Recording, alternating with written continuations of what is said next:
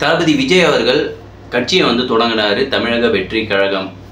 இதுக்கு முன்னாடி நடந்த எலெக்ஷனில் வந்து அந்த கட்சி வந்து போட்டியிடலை. இதுக்கடுத்து 2026 தமிழ்நாட்டில் சட்டமன்ற தேர்தல் வந்து நடக்க போகுது. முதலமைச்சருக்கான தேர்தல் அது.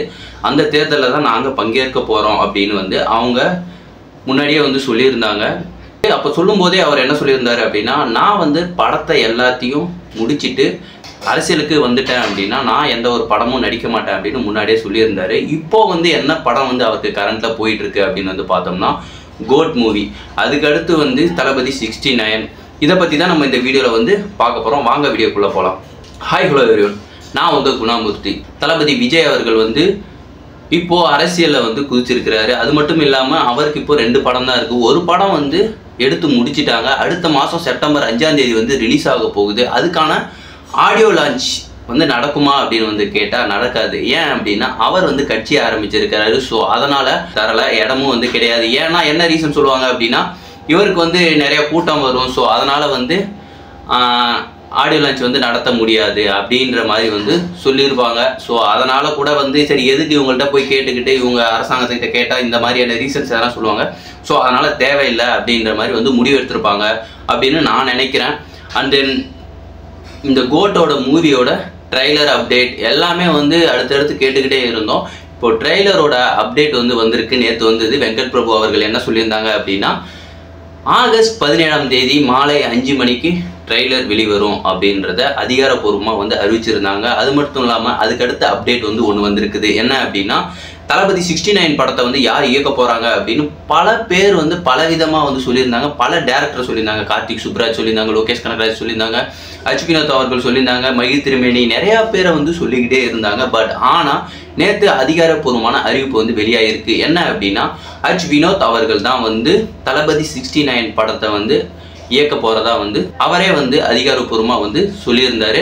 அது மட்டும் இல்லாமல் இந்த தளபதி 69 படம் எப்படி இருக்கும் அப்படின்னு வந்து கேட்டதற்கு அவங்க என்ன சொல்லியிருந்தாங்க அப்படின்னா, இந்த படம் வந்து எந்த ஒரு பொலிட்டிஷியனான படமும் கிடையாது, யாரையும் வந்து குறிப்பாக மையப்படுத்தி அப்படி எடுக்க போகிற படம் கிடையாது. இது வந்து கமர்ஷியலான படம். குழந்தைகள்லேருந்து பெரியவர்கள் வரைக்கும் இந்த படம் வந்து எல்லாரையுமே கவர்ந்த படமாக இருக்கும் அப்படின்றத அவர் தெரிவிச்சுட்டாரு. இந்த ஹச் வினோத் அவர்கள் எந்தெந்த படத்தெல்லாம் இயக்கியிருக்காரு அப்படின்னு வந்து பார்த்தோம்னா, சதுரங்க வேட்டை, தீரன் அதிகாரம் 3, அதுக்கப்புறம் வலிமை, அதுக்கப்புறம் வந்து பார்த்தோம்னா நேர்கொண்ட பார்வை, அதை வந்து டப்புடு மூவி, அந்த மூவி, அது மட்டும் இல்லாமல் துணிவு, இது போன்ற படத்தை எல்லாத்தையுமே வந்து எடுத்திருக்கிறாரு. எனக்கு என்ன அப்படின்னா, அவர் எடுத்த படத்துல எனக்கு ரொம்ப பிடிச்ச படம் அப்படின்னு வந்து பார்த்தோம்னா தீரன் அதிகாரம் 1, சதுரங்க வேட்டை. இந்த 2 திரைப்படமும் வேற லெவலில் ஒரு வெற்றியை வந்து கொடுத்துருக்கு அவருக்கு. அதுக்கப்புறம் வந்து சிறப்பான வெற்றி அப்படின்னு சொன்னால் எதுவுமே வந்து கிடையாது. என்னை பொறுத்த வரைக்கும் நான் ஒன்றே சொல்லிக்கிறேன், எந்த ஒரு டேரக்டராக வேணாலும் இருக்கட்டும், நீங்கள் ஹீரோக்காக வந்து உங்கள் கதையை சேஞ்ச் பண்ணாதீங்க. உங்கள் கதைக்கு ஏற்ற மாதிரி எந்த ஹீரோ கிடைக்கிறாங்களோ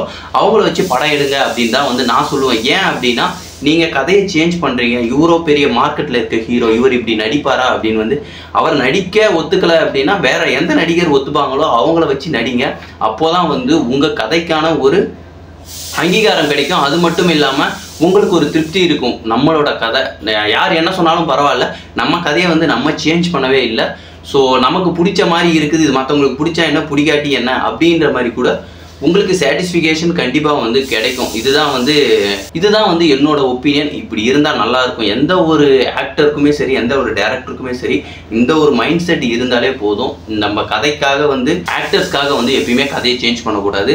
இந்த மாதிரி திரைக்கதையை யாருக்காகவும் எதுக்காகவும் விட்டு கொடுக்காத இயக்குநர்கள் தான் இன்னைக்கு வந்து மாசா வந்து இருந்துகிட்டு இருக்காங்க. யார் அப்படின்னு சொல்ல பார்த்தோன்னா, வெற்றிமாறன் அவர்கள் பார்த்தோன்னா அவர் யாருக்காகவும் எந்த கதையும் வந்து மாற்ற மாட்டார். பொதுவாக அவரோட கதைக்கு யார் சூட் ஆகுங்களோ அவங்கள தான் வந்து போய் தேர்ந்தெடுப்பார் வெற்றிமாறன். பொதுவாக வந்து அவரோட படத்தில் நடிக்கிறது யாருன்னா பார்த்தோன்னா தனுஷ் நடிச்சிருப்பாங்க. அது மட்டும் இல்லாமல் சூர்யா அவர்கள் நடிச்சிருப்பார் விடுதலை படத்தில். அவங்க கதைக்கு ஏற்ற மாதிரி யார் இருக்காங்க அப்படின்றது தான் அவங்க பார்ப்பாங்க. அதுவே வந்து பார்த்தோம் அப்படின்னா, இந்த வெற்றிமாறன் அவர்களோட படத்தில் வந்து விஜய், அஜித் அவங்க நடிப்பாங்களா அப்படின்னு கேட்டால் கண்டிப்பாக வந்து அவங்க நடிக்கவே மாட்டாங்க அப்படின்றது தான் என்னோட கருத்து. ஏன்னா இதுக்கு முன்னாடி அந்த மாதிரி வாய்ப்புகள் அவங்களுக்கு கண்டிப்பாக கதை பேசியிருப்பாங்க. பட் ஆனால் செட் ஆகாமல் இருந்திருக்கும் அவங்களுக்கும் இவங்களுக்கும். அவங்க சேஞ்ச் பண்ணுற மாதிரி இந்த மாதிரி வந்து பண்ணணும் அப்படின்ற மாதிரிலாம் பேசியிருப்பாங்க. பட் அதுக்கெலாம் இவர் வந்து ஒத்துருக்கவே மாட்டார். என் கதைக்கு ஏற்ற மாதிரி தான் நீங்கள் நடிக்கணும் அப்படின்ற மாதிரி அவர் வந்து சொல்லியிருப்பார் அப்படின்ற மாதிரி தான் தோணுது. ஏன்னா அவங்கள வச்சு படம் எடுத்துருக்கலாம். பட் அவங்க இன்னைய வரைக்குமே வந்து எடுக்கலை. இந்த தளபதி 69 படத்தோட வந்து தளபதி தன்னோட சினிமா கெரியரை முடிக்க போகிறாரு. அதுக்கப்புறம் வந்து அரசியல் தான். அதுக்கான மாநாடுக்கான இடத்தையும் வந்து தேர்ந்தெடுத்துட்டாங்க. எங்கே தேர்ந்தெடுத்திருக்காங்க அப்படின்னு பார்த்தோன்னா, விழுப்புரம் மாவட்டத்தில் இருக்க விக்கிரவாண்டிக்கு அருகாமையில் சூர்யா கல்வி குழுமம் இருக்குது. அதுக்கு அருகாமையில் ஒரு இடத்த வந்து சூஸ் பண்ணியிருக்கிறாங்க. அந்த இடத்துல தான் வந்து அந்த மாநாடு வந்து நடக்க போகுது. அந்த எந்த தேதியில் அப்படின்றது கூடிய சீக்கிரத்தில் வந்து வெளிவரும். நாம் பொறுத்து இருந்து பார்ப்போம். கோட்டோட ட்ரெய்லருக்காக நான் வெயிட் பண்ணிக்கிட்டு இருக்கேன். வந்ததும் உங்களோட வந்து அந்த ரியாக்ஷன் வீடியோவை நான் ஷேர் பண்ணுறேன். மீண்டும் நம்ம இன்னொரு வீடியோவில் வந்து சந்திப்போம். பாய்.